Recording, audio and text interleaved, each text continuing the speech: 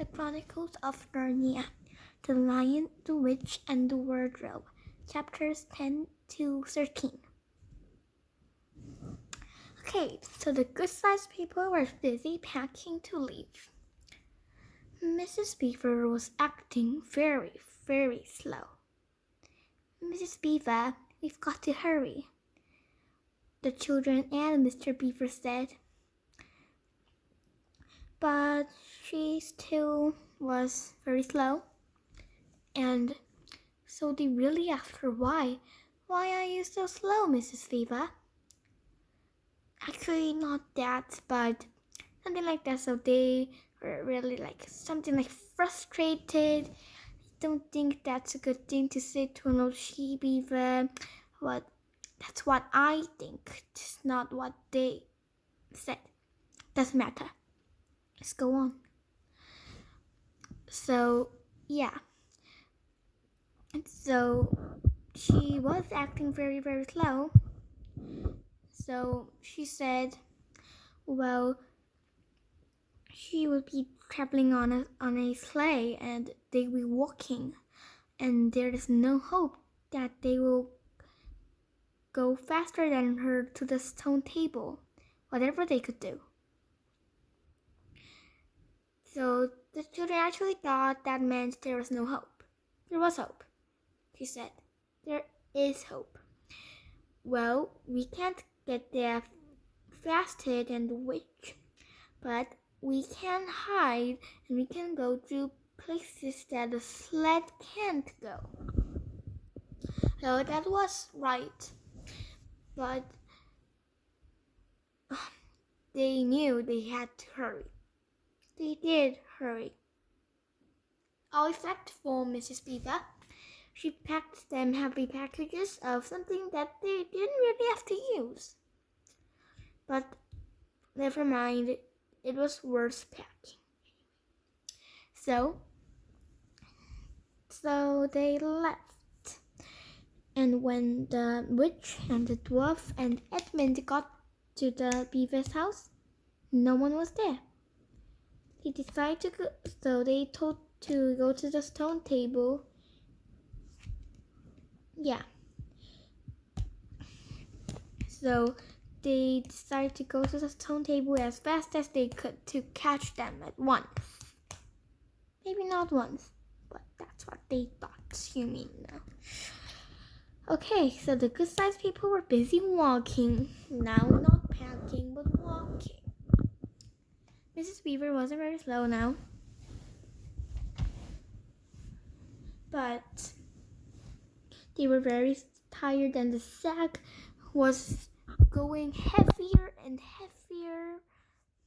It seemed like it did. Okay, so Mrs. Beaver said, I guess we can sleep here. Where beavers sleep sometimes. Well, it was a good place to sleep when they were going to the stone table actually. They slept for several hours. Few hours actually, not very much. But they did. Just then they heard bell sounds. Oh my gosh, what if she's outside? They all said. Well, it wasn't the witch. It was someone that they didn't expect. Someone very good. So man, not the witch, of course. It was a man, kind of big, wearing red clothes, and it was Father Christmas.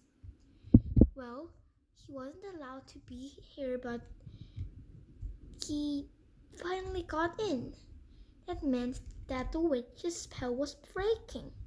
They all got presents from Santa that will be helpful for the journey, all except for the beavers, of course. The beavers did get presents, but nothing very important for the journey, actually.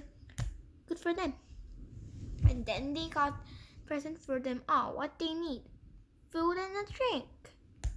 Good things. Okay, so it was all good. They ate it, then it was time to move on. Meanwhile, the witch and the witch's crew used the harness without bells and they started. They did. And so, of course, they saw that no one's there and the beaver stopped. So they went to top speed from the stone table, just what I said before. But of course, they started fast. They started earlier. The human crew did, so they actually arrived faster. And they traveled through roads that a sleigh can't get through because the sleigh is too big. Get what I mean? Hope you do. They finally approached the stone table. "We have come, Aslan," Peter said. "Welcome." It's more like welcome, something like very deep voice, a man's voice. I know how to make that actually. So yeah, Aslan greeted them. Yeah. Just then, a wolf came and started to attack. It was Morgrim, the chief of the secret police of the witch. Oh, yes, he got in there first. They were all frightened when Peter had a sword, which was given by Santa. He killed Morgrim with his sword. So there lied dead Morgrim. There was a lot of blood. There was a bloodshed, yeah.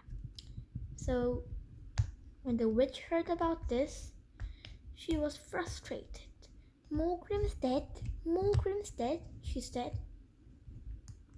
She was so when she heard that son of Adam besides Edmund did it, she said that she should kill Edmund at the stone table. But the dwarf said they probably reached there now, so let's kill him now. Kill Edmund now? Well, that's not a very happy story, is it? Well, just when Edmund was forced to do the sacrifice, rescuers came and rescued Edmund. They were also happy, actually. They have come and they didn't get the witch and the dwarf, but they certainly rescued, this Edmund. They certainly rescued Edmund, and because the dwarf and the witch disguised themselves into tree trunks and boulders, they couldn't see them, but it was good because they rescued Edmund. When the children and Aslan got to meet Edmund, Aslan said there was no need talking about the past. And indeed there wasn't. So they didn't get to scold Edmund because there was no need to talk about the past. Yeah, so then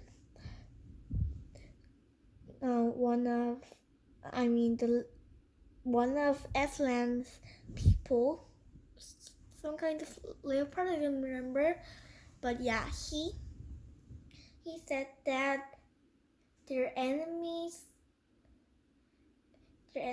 friend has approached and wants to speak to Aslan.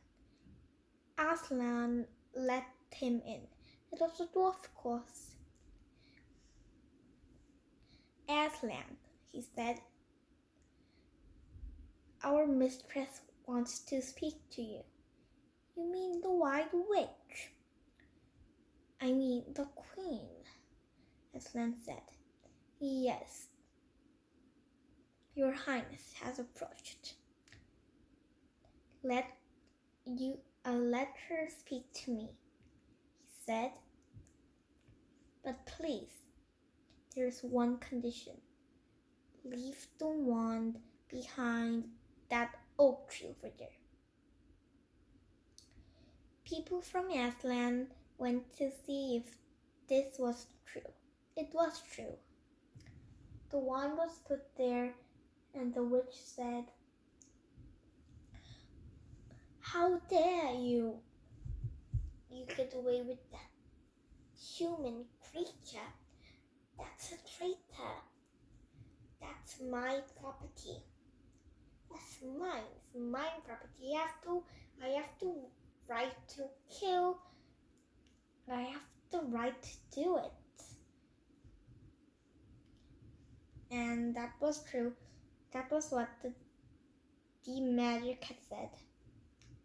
"Oh dear," Aslan said. "I can't say anything about that. That is true. The witch is true." "Oh, please, Aslan, can't we do something?" Lucy and Susan said. "Please wait here," he said. "I'll have a quiet talk with the witch alone." They did have the quiet talk with the witch, and Aslan said, Fine,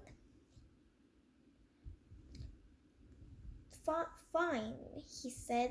Now Edmund, the son of Adam, doesn't have to give up his life for the witch." They were all relieved.